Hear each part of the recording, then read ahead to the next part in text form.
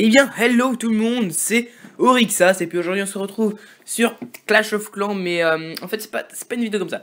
Donc c'est pour vous montrer 3 techniques de farming qui marchent pas mal sur Clash of Clans, à part Rune qui est en train d'un peu de s'effacer en ce moment. Bon, donc la première technique, vous la connaissez sûrement, c'est le low farming, je vous dis ça là, qui commence à s'effacer un peu. En fait, vous descendez au minimum en dessous des 200 trophées. Et puis, il y a certaines personnes qui disent qu'il y a des gens qui ont 200 000.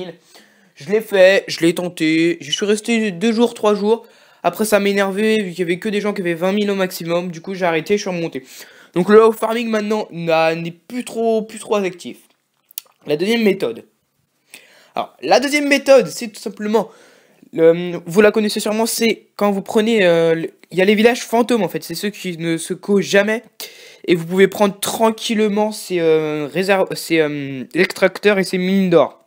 Donc, moi quand je fais ça, on peut se faire facilement des 200 000 tranquillement, vraiment, s'il a ces mines d'or niveau 10, niveau 9, niveau 11 à peu près. Bon, dernière fois avec un pote, j'ai eu un 500 000, je vous promets, c'était énorme, vraiment. Alors, et la troisième méthode, c'est simplement le farming vrai quoi, on est un vrai farmer. On pique dans les réservoirs. En fait, donc celle-là, vous devez, c'est pas économique pour l'élixir, vu que, en fait, vous devez former des bonnes troupes, parce que si vous voulez attaquer des bons villages qui ont beaucoup de ressources, il faut au moins former des troupes assez chères, donc ils coûtent à peu près 100 000 élixirs en tout. Voilà, donc après les troupes à former. Donc pour le low farming, vous pouvez faire ce que vous voulez, c'est comme ils sont très nuls, vous pouvez...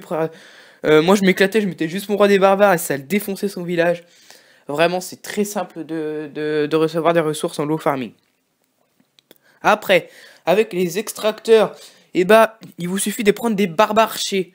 Donc en gros c'est une technique, vous prenez des barbares, vous les mettez en premier en ligne, vers les extracteurs qui vont se faire littéralement exploser par les canons, quoi, pour prendre les dégâts, un peu comme des tanks. Bon, ils ont pas beaucoup de vie, mais voilà.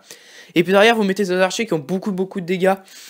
Pas beaucoup de vie, mais beaucoup d'attaques, quoi. Et qui vont piller les ressources. Après, la technique, c'est les gobelins. Mais les gobelins, ça sert pas assez, vu que ça met du temps à former, c'est assez cher. Après, pour la dernière méthode, il vous suffit de faire un full dragon, ou des ballons serviteurs, vraiment des troupes assez fortes, assez chères et tout ça. Bon, si vous n'avez pas les serviteurs et tout ça, vous pouvez faire un barbarché, je sais pas ce que ça donnera. Si vous attaquez un village nul, vraiment, vraiment voilà. Bon, en tout cas, c'est la fin de cette vidéo, en tout cas, j'espère que ça vous aura plu, ça vous aura aidé surtout. Bon, on se retrouve pour la prochaine vidéo. Je pense que ce sera aussi un truc sur Clash of Clans, une petite technique et tout ça. Bon, moi en tout cas, je vous dis à la prochaine!